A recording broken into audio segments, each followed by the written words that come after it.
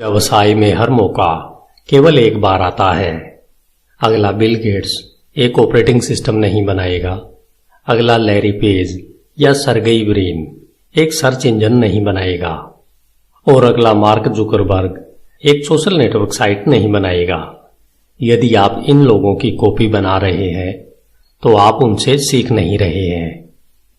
बेशक कुछ नया बनाने के बजाय किसी भी मॉडल में थोड़ा फेरबदल कर नकल बनाना आसान है। ऐसा करना दुनिया को 1 से n तक ले जाना है, लेकिन हर बार जब हम कुछ नया बनाते हैं तो हम 0 से 1 तक जाते हैं। हर बार कुछ नया बनाने के कार्य के परिणाम बहुत ही अलग और अजीब होते हैं। जब तक कंपनियां नई चीजों को बनाने के कठिन कार्य में निवेश नहीं करती हैं, तब तक वे भविष्य में असफल ही रहेंगी। इससे कोई फर्क नहीं पड़ता कि उनके मुनाफे आज कितने बड़े हैं।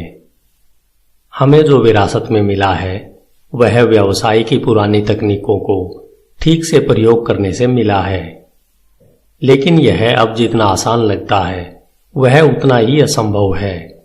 यह स्थिति 2008 के संकट से कहीं ज्यादा बदतर दिखाई देती है। आजकल की सर्वोत्तम मान्यताओं के कारण नए रास्ते अवरुद्ध हो गए हैं।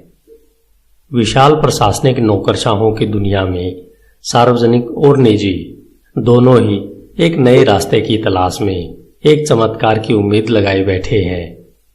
यदि अमेरिकी व्यवसाय सफल होने जा रहा है तो हमें असल में सैकड़ों नहीं हजारों चमत्कारों की आवश्यकता होगी।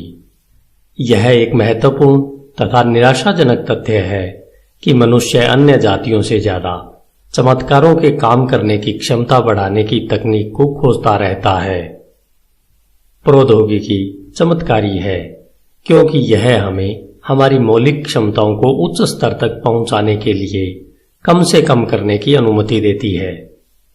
अन्य जानवरों को सहज रूप से बांधों या हनीकॉम्ब जैसी चीजों को बनाने के लिए प्रेरित किया जाता है, लेकिन हम केवल वे हैं जो नई चीजों का आविष्कार कर सकते हैं और उन्हें बनाने के बेहतर तरीके खोज सकते हैं।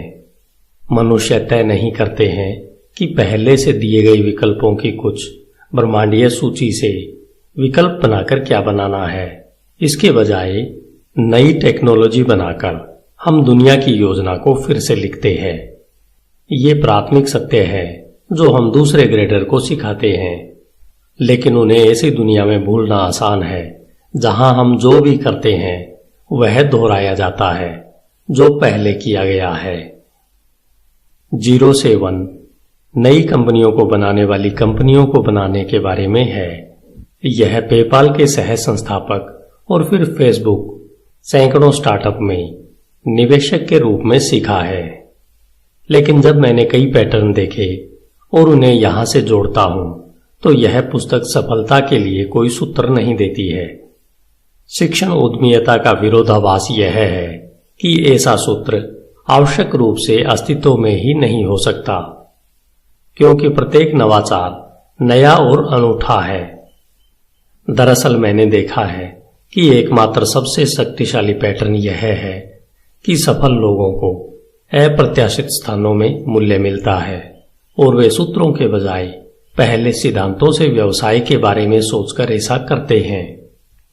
यह पुस्तक स्टार्टअप के बारे में एक कोर्स से उत्पन्न होती है जिसे मैंने 2012 में स्टैनफोर्ड में पढ़ाया था।